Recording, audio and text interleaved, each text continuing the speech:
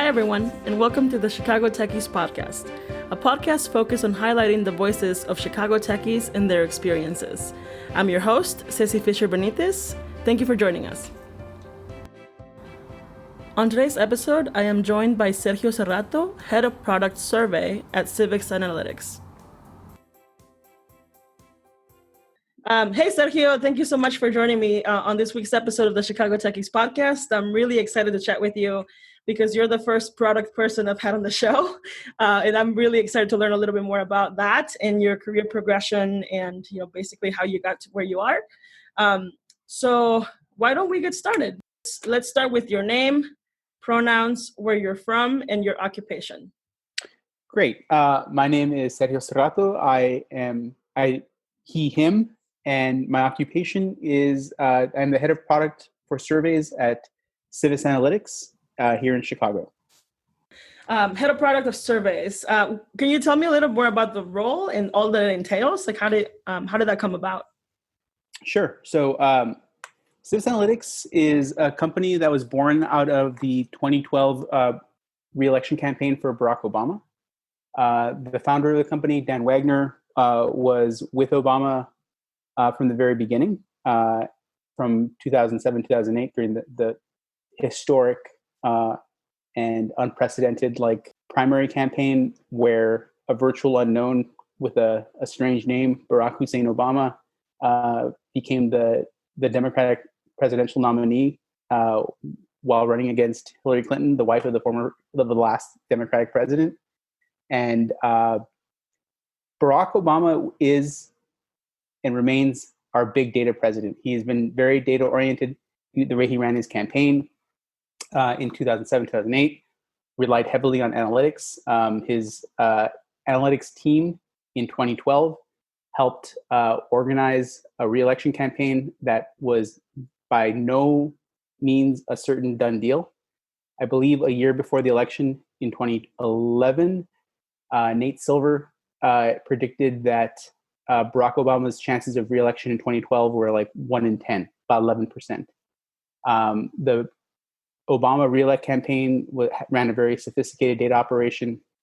That data operation ceased with the election of Obama in 2012, but the team went on to found an analytics company that uses data science to help people make decisions. The idea at Civis is that they're bringing truth with data.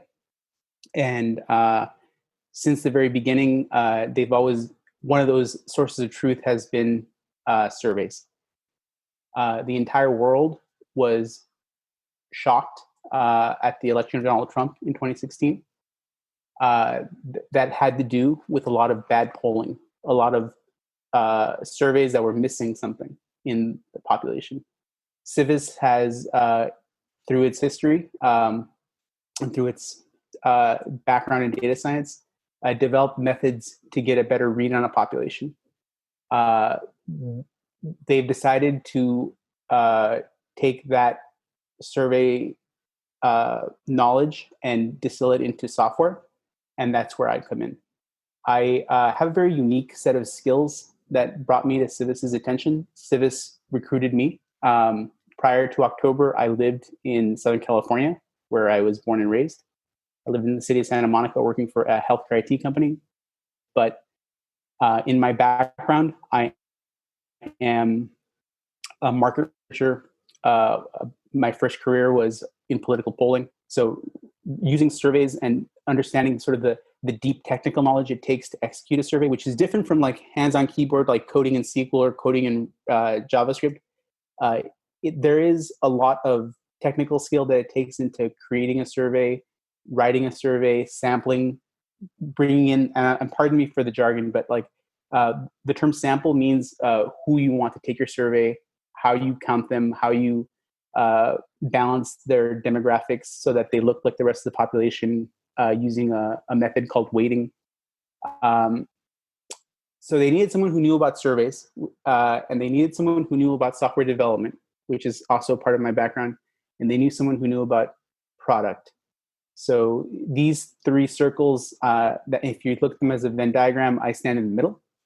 And that's how Civis found me and started talking to me, and they had some tough problems to solve, and I'm up to that challenge. Yeah, that's awesome. I did see that in your background, you have web developing experience. You're a full stack engineer. It sounded like, did you attended a boot camp or did you go to school for computer science? I did not go to school for web development or computer science. I am a product of General Assembly's 2015 summer course in LA for web development that was focused on JavaScript. But I came out with like a deep love of Ruby rather than JavaScript. And so in retrospect, that summer 2015 was among the happiest of my life because every day I was learning something new. It was so hard. But man, did it feel like I was gaining a superpower. That's great. I mean, it feels really good to learn new skills. I mean, I've been a product of that too.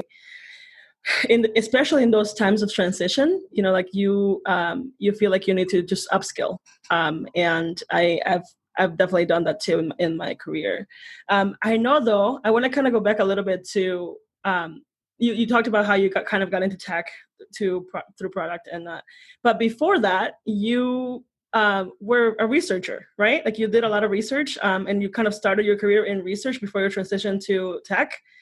Can you speak a little bit of that transition and how did you manage to kind of transition from like a different path in research and just moved into product? It's a great question. Market research, survey research, political polling, that all sort of aligned with what I studied in undergraduate. I studied sociology in college, and the technical skills I got out of that were survey design, research design, learning how to use software to analyze data. And I began my career doing political polling in a very strange turn of events. I'm currently working at a very democratic firm, but in the beginning of my career, I like to say because I was young and I needed the money, I worked at a Republican polling firm. In fact, it was a Republican polling firm that was founded by Ronald Reagan's pollster. Ronald Reagan had a preferred pollster that he worked with before he was governor of California up until he was after he was president of the United States of America. Anyways, this polling firm was a great place to learn a lot, and I worked directly for the founder. And I decided, though, in 2005, particularly during the week of Hurricane Katrina, that this is not the place for me. And it was in that week of Katrina that I saw something in polling that I have not seen before or since, and it was a project for the Pentagon. At the time, the Iraq War was in full bore, and the recruitment efforts were in high gear because they needed people to go. The marketing of the Pentagon is about talking to Black and brown parents who want better lives for their children and who understand that in the military, that is a path forward if you have less options in terms of education. And so consistently, the support for African-American parents for their children to go to enlist in the military was something, in the 30-40% range. In the week of Katrina, it went to 0. And I realized that this role, this company, this is not the type of work that I wanted to involve myself with. I would prefer to do research that benefited the world in some way, or at least didn't harm it. And so I decided I would really like to do media research, and I would really like to go back to California and Southern California and be with my family. And so I put myself on a path to do that, and ended up doing media research at a company that focused on entertainment, on movies, television, and video games. And my first project in LA was doing brand tracking for Xbox, and eventually I was doing pilot testing for shows that were on MTV, and I tested a couple episodes of Breaking Bad for AMC, which was amazing, and a couple episodes for HBO, specifically True Blood, if you remember that vampire show, and that was really great and wonderful. Great show. Yeah. And so I learned a lot about sampling. The company I worked at, OTX, actually was a pioneer in how they used, how they talked to people on the internet, which was novel at the time. And I worked with a lot of great people and learned a lot. And because of the technology aspect, like, and because we're doing streaming video in the era, like right before YouTube became everywhere, 2005, 2006, like I was learning about flash cookies. I was learning about like how we fingerprint people. I was learning about different issues that could arise in between like the browser and the router. It was just a fascinating way to enrich skills. And so like there's a statistical work that takes to analyze the data, and then there's also the technical work it takes to get video encoded and streamable and viewable. And then there's checks that you need to do to make sure people are paying attention to a survey. And so all that came together for me to say, in order to do my job, I have to be able to use this software, and I have to be able to understand what is technically feasible and what is not. Every custom project, every custom survey sort of had its own unique requirements. So it was like being a mini product manager on a case-by-case basis to help our clients answer research questions. And so I had a very dynamic, something of a mentor, a man named Paul Bates, who worked with me at OTX, hired me at OTX, and then went to market share. And then I eventually moved over and joined him there, being a non-technical product manager. But it was great because as I joined, the company grew, it exploded. And so they began hiring product people from Google and like engineers from MIT. And I was introduced to the tech people of LA that way. And to me, my time at market share was like graduate school, because I understood what the gaps in my knowledge were, but at the same time was able to like learn a lot by doing and interacting with this whole set of people who had a very different background than I did. That's awesome. And just out of curiosity, just because I noticed on the Civis page recently that they were recognized as a government tech 100 for one of the top companies to kind of like, be kind of innovative and whatnot. I was just curious if you've done any work with the public sector, and like how have you worked on, if you have worked on any cool projects around that? So Civis is working currently with the state of Illinois and a few other governments at all levels, and we are helping them with COVID response. Because this is a world where we are dealing with a pandemic, and there are a lot of different competing models on how to assess what decisions should be made based off that data. The state of Illinois has engaged with Civis to help them understand the differing models that are out there. And this is public information. Governor Pritzker mentioned Civis in a recent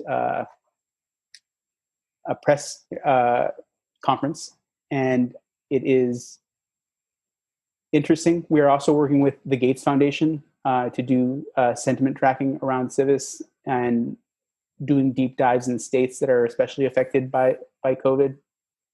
On top of that, some of the technology that my team that I product manage and my team works on is being used at reading public sentiment. So as part of that, I'm very plugged in to what Americans are thinking, including people of color and Hispanics. And people of color are overwhelmingly affected by the economic shutdown because of COVID. And at the same time, they're also more vulnerable for a variety of reasons. This is sort of the downside of being so plugged into sentiment. Like I really feel it. Like I'm sitting in Chicago, sort of connected to the rest of the world because we have our fingers on the pulse of America through our technology, and we are in for a tough time. It is astonishing to me how rapidly things can change. Yep. I mean, working in tech, we kind of see it, but have the world change so quickly, but be in a position where you can help in some small way is comforting. So we're working with government clients. We're working with governments at all levels in this advisory capacity where we can bring data. And so there's the data science side of the business where Civis has a data platform And that data platform is where you can bring different databases, different sources of truth, and then work with them together, clean them. And then where there are gaps, you can use our survey tools that are also built on the platform to go out and retrieve more insights and supplement your decision making that way. Yeah. And I mean, you mentioned a lot of things, but I definitely empathize and connected with the whole issue of COVID and hitting our community. Definitely. I feel like, I mean, you said it, there's a variety of reasons why, but I mean, let's just face it and talk about it. Like the Latinos and Black people are basically the frontline workers. You know, they're considered essential workers, vegetable pickers, bus drivers, all of that. And they're the ones that are being affected the most. And it's heartbreaking. I mean, I think the U.S. I mean, I don't know. I'm not even going to have an opinion on that. But no, please. Well, the U.S. has been failing us, all of us. Like our government has failed us on that front. I have to say the same thing. I mean, about Mexico. Like right now, COVID is hitting Mexico like really bad, and especially in my hometown. I mean, I come from a very tiny town of like 700 people, and the average death in a year is like 2 or 3 at most. Right now, we've lost 8 elderly folks in the last 3 weeks. And it's a very tiny, small town. The nearest ventilator is 5 hours away. It's not, there's no big hospitals. So it's just really been heartbreaking to see my community, especially where I was born, suffer this much. And it's just, it's heartbreaking, all of it. Compounded with the fact that like my family, my father's family is closer to Mexico. They came in the 70s. The state of Michoacan, parts of it are not, you can't visit because there is a real war going on. On top of this, there's a drug war. Yep. And so like, I completely understand. I have a hot take, and I don't think it's very controversial, but we are watching, and we have been watching for maybe the last decade, maybe since the last huge economic catastrophe in 2008. We're watching our institutions fail us. And if you want any more evidence that our institutions are failing us, the congressional relief for Americans was $1,200, which is basically a couple of gift cards to Buffalo Wild Wings. Like, I don't understand how prior to COVID, 40% of Americans could not afford a $400 emergency, according to Federal Reserve analysis. Mm-hmm. Everyone who was deemed non-essential and could not work, I have quite a few of those friends back home in the barrio that I grew up in. My friend Leobardo, my friend Osvaldo, like they just couldn't work, and they have families and they have rent, and like $1,200 is not sufficient. And yeah, we've been let down a lot, and we've been disappointed at all angles, and it doesn't help at all that we have this fool in the White House. Trump is not making things easy for Americans. Yep. And bad governments are not are not unique to the United States, and there are major problems. I am, however, very confident and hopeful that our technology is going to make things easier and better, given that if you know where to look for the right information, you can help make some good decisions. And just from a personal perspective, like I can't go and visit my family in Southern California right now because it's dangerous to travel. And both of my parents are in that high risk population because of age and such. And but I can FaceTime them, and I do speak to them like on a daily basis, and that makes things easier. But we are in very interesting times. Layer on top of that, let's talk about, since we're talking about problems that affect people of color, but not just people of color are responding now, but we have a problem with policing in America that is not making things easier. And my concern long term is that COVID is going to be with us a long time. I'm wondering if COVID is going to be another reason for police to stop individuals and ask them questions. I think New York City had some stats about who was being checked for like masks, and guess what kind of populations that was. Us. Yeah. People of color. But it is a good day. It is a great day. It's a great day to arrest the officers who killed Brianna Taylor, for example. Yes.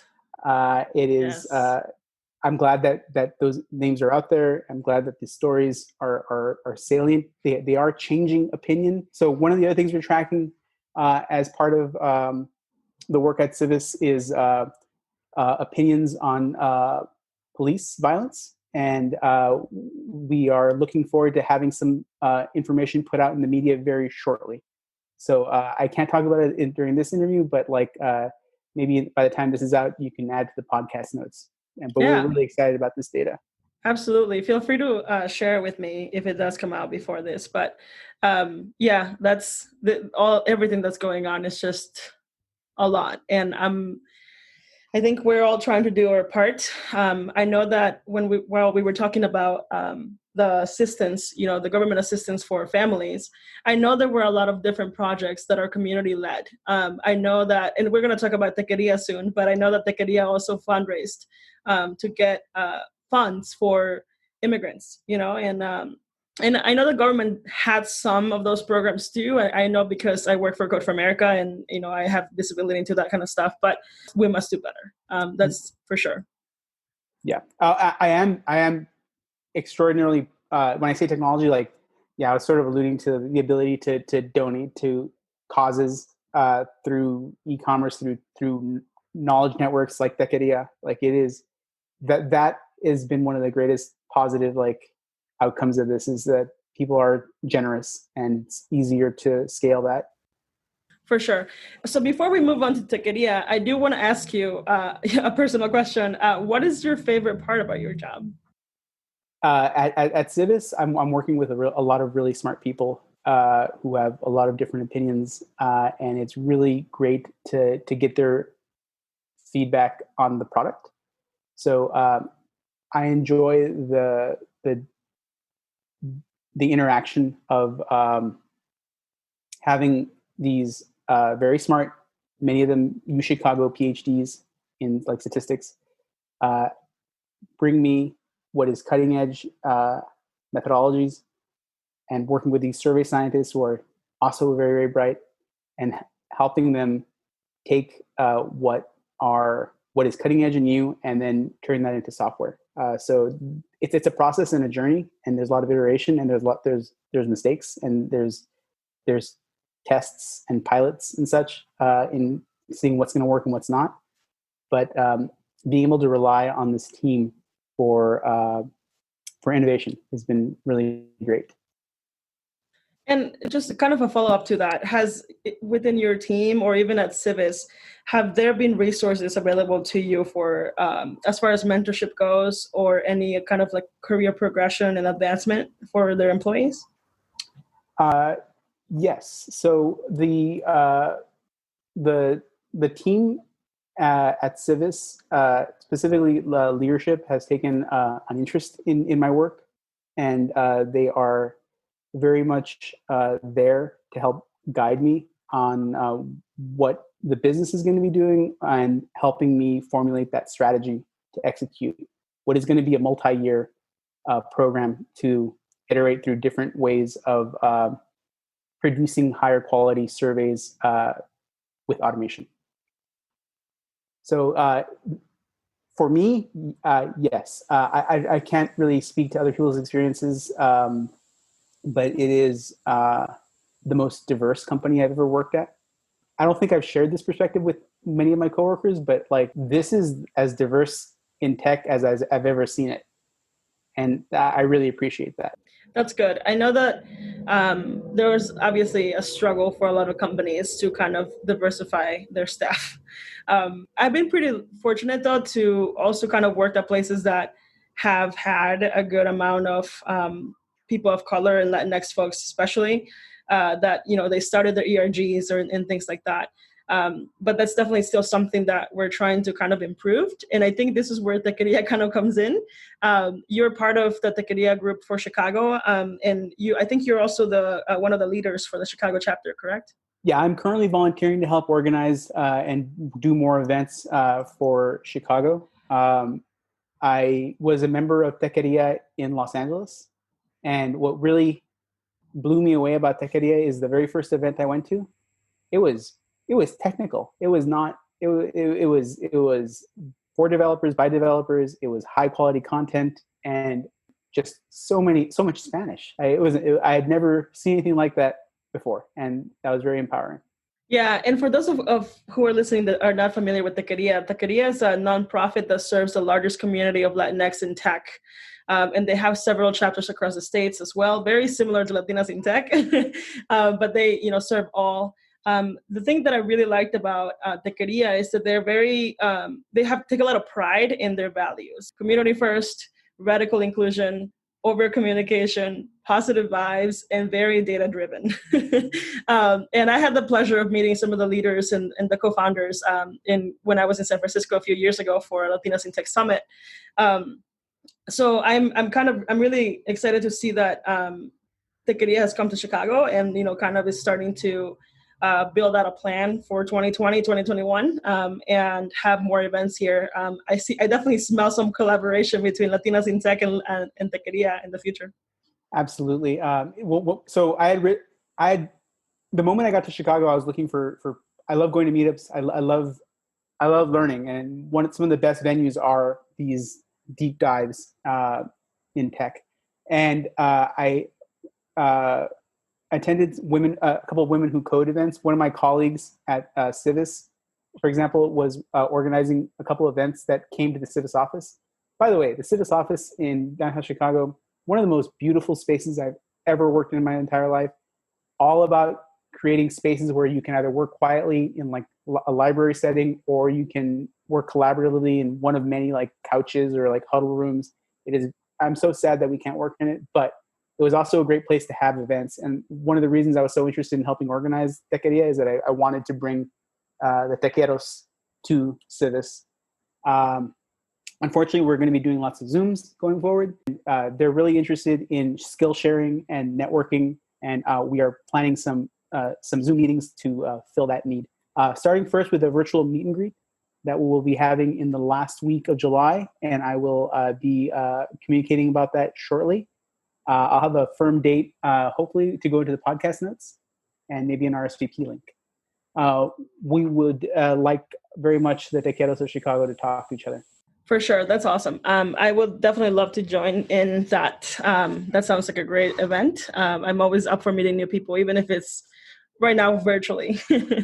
So let's kind of transition to your experience in tech and as a person of color, kind of also now navigating like a transition from LA to Chicago. Have you encountered any issues or have you struggled in any capacity as you navigate the tech industry? Yeah, for to me the biggest hurdle in breaking into tech has basically been my own head. I've always found resources available, and my experience is very unique. Maybe I've had I've definitely had an overly positive experience, and part of that is because I think growing up, my first language was Spanish. I did not learn English until I was 6 or 7. I actually repeated the first grade because I had language problems with speaking English, and I still do, as you can tell. I think assimilating, being someone who's very comfortable in the white context, though always being mindful that when I was in my college classes or in my first early careers, I didn't see many people who looked like me. I was often like the only like Mexican American in the room, which is why I am so impressed with what I see at Civis. But it is difficult to ask questions. It is difficult to feel that if you ask a question, you're going to, I don't know, be less than. So I'm intimidated by the knowledge of others when it comes to tech. And I'm not sure if that's imposter syndrome or just my ego getting in the way.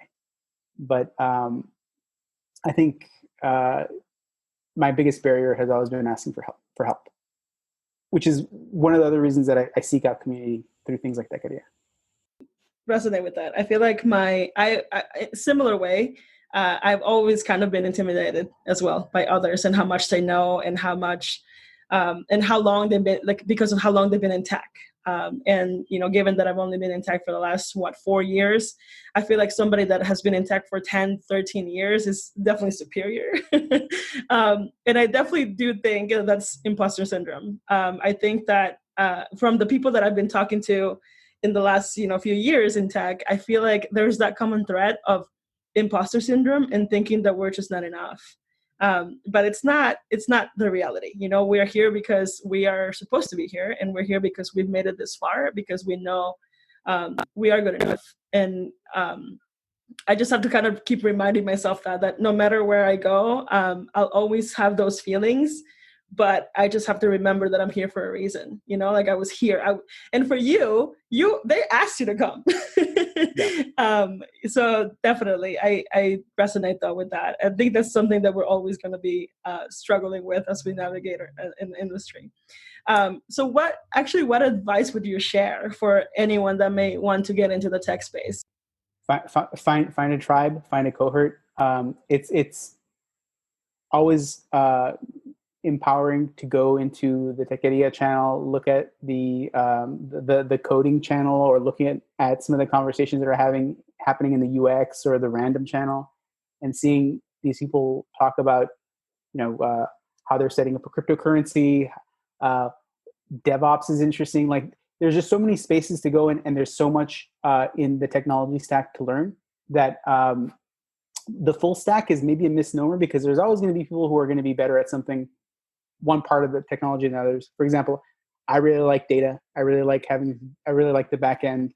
Only recently did I figure out how to do front end stuff a little bit better. But being aware that things are changing so fast, and that there's always opportunities to bring a little bit of focus. When you have a focus, you'll have some specific questions. For example, if you're looking for help, or if you're looking for a mentor, think about the question that you want to ask, and think, is this something that if I ask someone, can they answer in 4 sentences or less?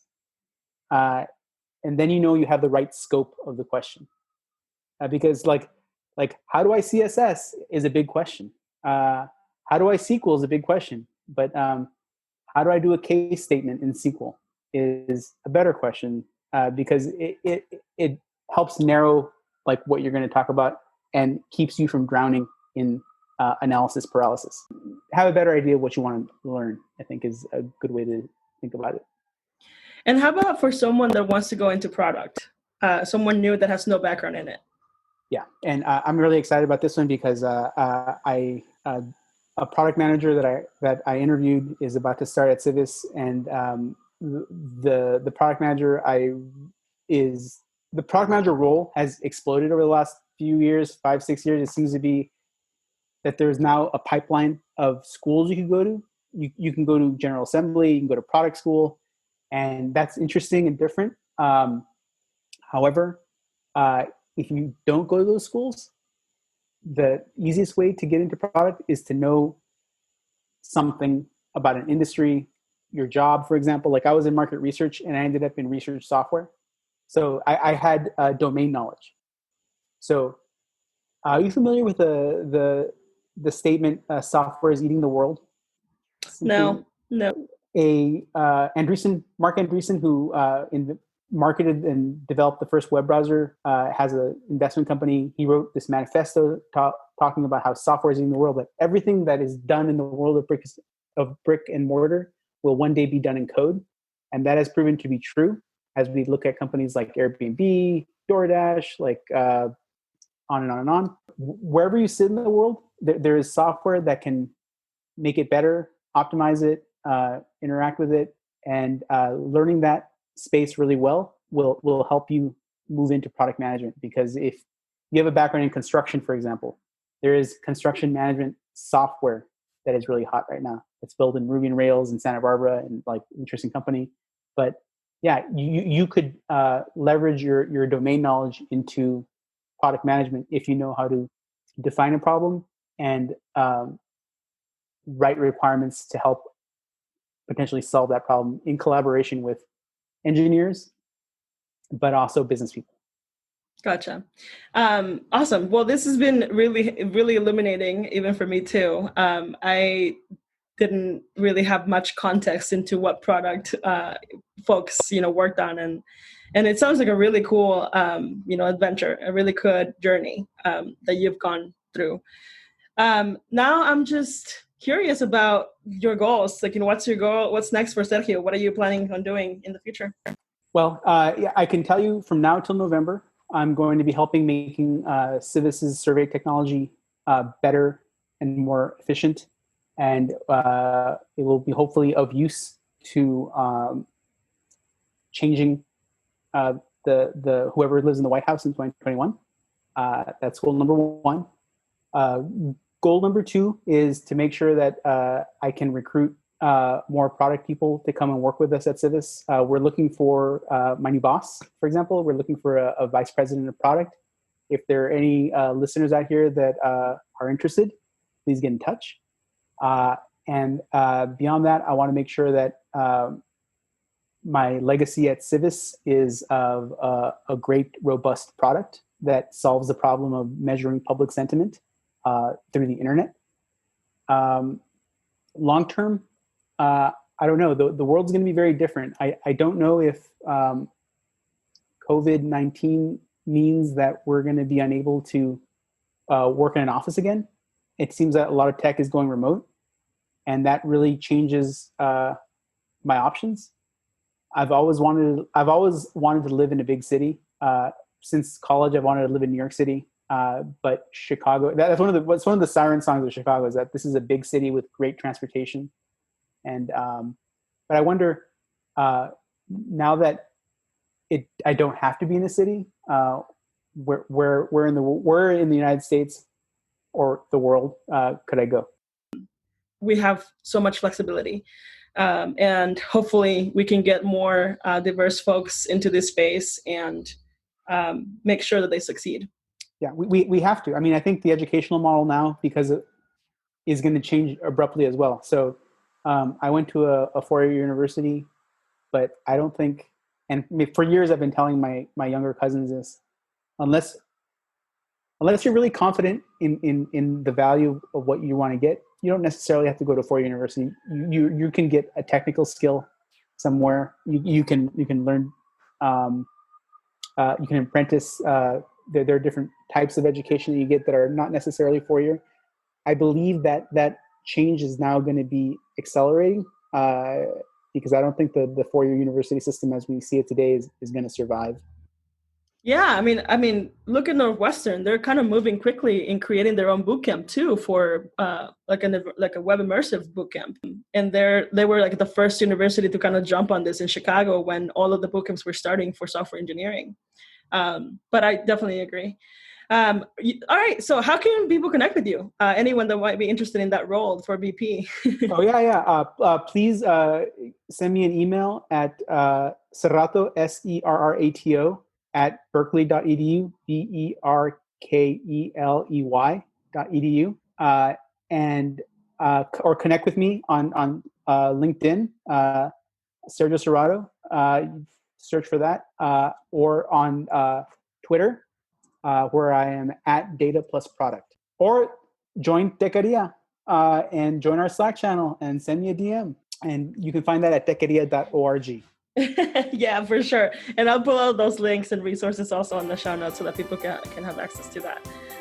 Well, I mean, I think that's all I have. So thank you so much, Sergio, for coming to the show and speaking with me today. Thank you, Ceci. Have a great day. Thank you for listening to this week's episode of the Chicago Techies podcast. If you enjoyed listening, don't forget to subscribe, share, and leave a review on iTunes. Let's continue the conversation on Twitter and Instagram. Follow us at Chicago Techies on all social media channels. Thank you again, and we'll see you in 2 weeks.